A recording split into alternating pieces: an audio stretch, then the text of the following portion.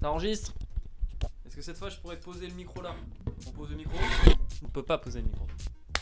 Salut Horreur Person. Dans la continuité des dernières vidéos que j'ai fait précédemment sur pourquoi on mange du popcorn au cinéma, pourquoi on filme en anamorphique, aujourd'hui une autre question se pose et c'est quoi le CNC?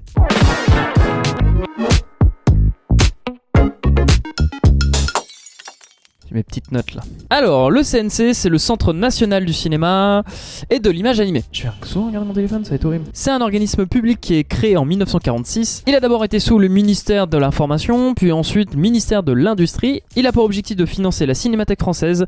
C'est un lieu public qui se trouve à Paris, aux alentours de Bercy. Et c'est un établissement où on stocke les films. Donc il les préserve et les restaure. Sachant qu'il y a plus de 40 000 films. Une des plus grosses bases de films du monde entier. Je crois avoir lu que c'était la plus grande base d'ailleurs. Le CNC a aussi pour objectif de financer toute la production cinématographique. Dès lors que vous écrivez un film, vous avez le droit à une aide du CNC, qu'elle soit financière ou même ce n'est-ce que professionnellement parlant. En gros, des gens viennent vous aider à écrire. Pourquoi je parle en coupure comme ça? Il aide aussi à la réalisation et à la production. Gardez bien le mot aide en tête, parce qu'en fait, il donne pas la totalité du budget. Il donne une partie et ça permet seulement de lancer la production et faire appel aux boîtes de production qui, elles, vont véritablement financer le film. Alors, comment on fait pour donner de l'argent? Bah, les taxes. Et notamment la TSA. Taxe spéciale additionnelle. J'ai triché. Ça représente 10,72% du ticket de cinéma. Dès lors que vous achetez un ticket de cinéma, 10,72% du ticket revient au CNC directement dans leur poche. Je dis pas ça genre c'est mal, c'est juste un fait, c'est normal. Et après vous avez la TST,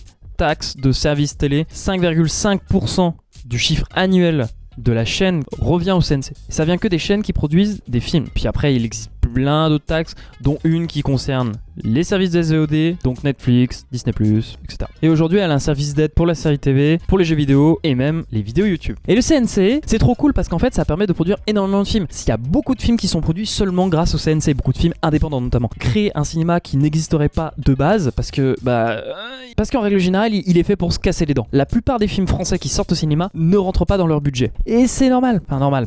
On va dire que le CNC pousse à ça. Tout de même une possibilité, ça donne une opportunité et ça permet juste que le film existe. Et c'est déjà super ça, c'est déjà une bonne étape. Après le CNC, comment on fait pour obtenir une aide? On envoie un dossier de production à une date précise dans l'année et après on est donc sélectionné par un jury qui lui va scruter tous les dossiers de production et qui va décider quel dossier fera suite ou pas. Ça va être très court comme vidéo parce qu'en fait le CNC c'est pas très long à présenter mais c'est hyper intéressant dans le sens où c'est partout. Dès que vous faites un film, le CNC est partout. Quand vous allez au cinéma et que le CNC n'a rien du tout produit dans le film, vous reversez de l'argent au CNC qui lui va le reverser à des petits films. Et c'est là où c'est cool en termes de système, c'est que vous allez voir le gros blockbuster américain parce que vous le trouvez cool et vous avez envie de le voir, vous allez le voir, et ben vous financez tout de même le cinéma français grâce à ça. Et donc c'est cool et ça fait plaisir. Voilà.